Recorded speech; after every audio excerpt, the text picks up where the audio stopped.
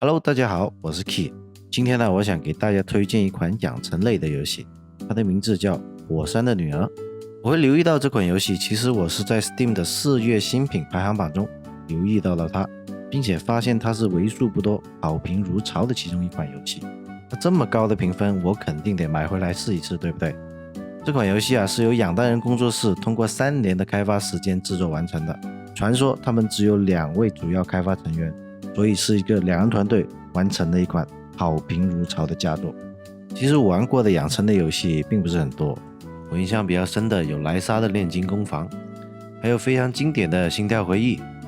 那么这一次我们要介绍的火山的女儿呢，其实在很多方面跟前面提到的2个经典作品有很多相似的地方，但是它又不太一样它是一个经典中世纪的架空世界背景，在剑与魔法的世界里将女儿培养成才，所以它不是那种校园恋爱型的养成游戏，也不是那种角色扮演元素很强的养成类游戏。那么火山的女儿作为一款养成类游戏能够大卖，并且获得好评如潮的超高评分，我想它肯定有它的过人之处。那么接下来 Key 将会带你们以玩家的角度去了解这款游戏，并且告诉你它到底适不适合你。在火山的女儿当中呢，我们可以看到很多养成类的经典玩法。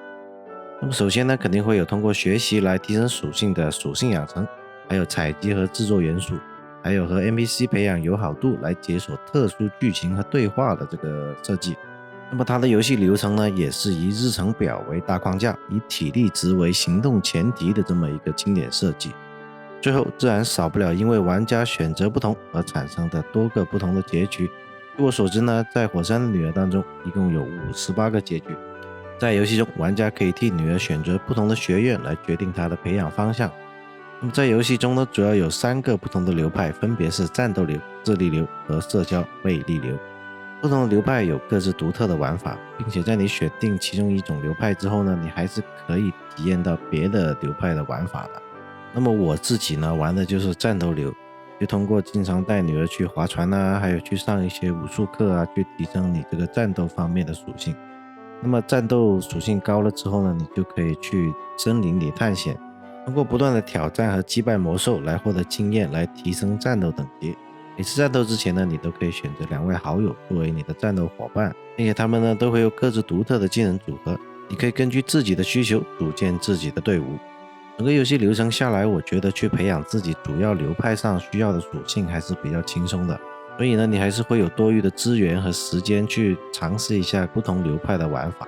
据我所知呢，智力流应该就是去搞一些药剂的研究武器的研究、考古，是比较偏研发型的。那么社交魅力流呢，就是可以去参加一些舞台剧，根据你的表演内容去选择你的台词，在舞台上呢做出正确的决定呢，就可以获得比较好的奖励。此外呢，也可以成为一个社交名媛，去跟各种上流社会的贵族去聊天。但是这个聊天的内容就让我感觉好像大家都只是在互相在攀比还是有点怪怪的。总的来说呢，在玩法上呢还是相对比较丰富的，每个流派都有各自独特的玩法，而且游戏中的时间呢是比较宽裕的，基本1周末呢你也可以体验到不同流派的一些玩法，感觉还是很轻松舒服的。接下来我来讲一下火山的女儿的优缺点。首先来看看优点吧，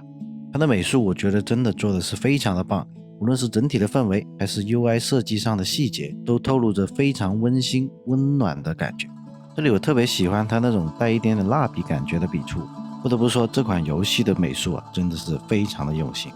此外呢，我也很喜欢这款游戏的故事，那些本就很温柔的台词，再加上恰当好处的中文配音，听得我的心都快融化了。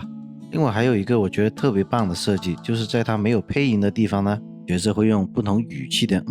来表达角色当时说话的心情。我真是觉得这个是一个非常棒的设计，因为如果全部对话都加上配音的话呢，整个故事的呈现会缺乏层次感。而反过来，如果在日常对话中只有文字呈现，没有任何配音的话，那么游戏过程呢可能又会显得比较枯燥乏味。所以现在这种折中的方式呢，让玩家有很舒服的剧情体验的同时，还节约了制作组的时间和精力。最后一个我想提的亮点呢，就是它的剧情框架，它是层层递进，一环扣一环的。在我自己玩的时候呢，我其实大部分时间都是蛮期待接下来的剧情，我觉得做到这一点还是蛮难的，无论是在3A 大作里面还是在独立游戏里面，都比较少看到能让观众一直期待下去的剧情。要做到这一点，除了本身要有一个好故事之外，还有你讲述这个故事不同转折点的一个节奏，其实也是非常重要的。那么在火山的女儿里面呢，我就觉得他这一点做得非常非常好。接下来我就讲一下这个游戏我认为最大的缺点，就是它的战斗系统实在是比较简陋，技能组合比较有限，玩家也没有办法自由去选择属性的成长，更不用说什么 build 啊，基本上就是拿上喜欢的角色去硬打。然后战斗的演出呢，也确实是比较简陋，所有的技能几乎都是一样的特效，没有什么不同。然后每个角色出场的时候，连个纸片人都没有啊。然后因为呢，我培养的女儿是战斗型的嘛，在游戏的后期呢，几乎每个回合我都要去探险。那么这个比较简陋的战斗演出和机械式的重复战斗，真的是让人感觉很困难。不过对于剧情向的养成游戏来说呢，好的战斗自然是锦上添花，如果没有好的战斗，那也无伤大雅了。那么在讲完我觉得游戏比较突出的优缺点之后呢，我就特别想分享一个在游戏里面我特别触动的时刻。就在刚刚开始玩的时候嘛，因为不熟悉这个游戏，所以在第一个阶段的时候呢，我没有完成父亲的印象这个任务。当时就觉得哇，好可惜，这个任务我竟然没有做到，我要不要重新开一个档，然后重新玩一次，完成这个任务呢？就在我还在纠结的时候，女儿安慰的话真的是让我很触动。任务没有完成，让我感觉或许我做的不够好，但是女儿的安慰真的是让我感觉到了她的成长。对于一个父亲而言，其实看到女儿的成长就是最好的奖励了。所以那一刻我也不纠结了，我决定继续玩下去，因为我已经有了最好的女儿。这样的例子其实在游戏里面也非常多，每次我的选择和女儿给我的反馈其实都会让我引发思考，常常是选择了一些似乎理所当然的做法之后，再看到结果才来后悔和反思。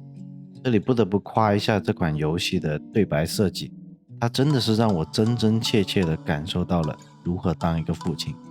在整个游戏过程当中，我都在不断思考如何当一个好父亲。这里也让我在思考一个问题，或许一款有深度的好游戏不一定是让玩家去思考一些深邃宏大的问题，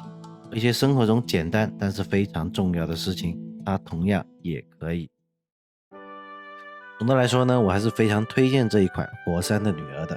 因为无论你是否已经为人父亲，你都能在这里感受到非常纯粹的爱。跟前阵子火热的国产游戏《中国式家长》相比，少了份压抑的真实感，多了份简单纯粹的温暖。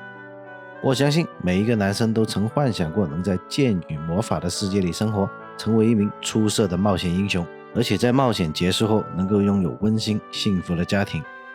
而这就是火山的女儿能让你感受到的。游戏改变世界，我是 Key， 我们下期再见，拜拜。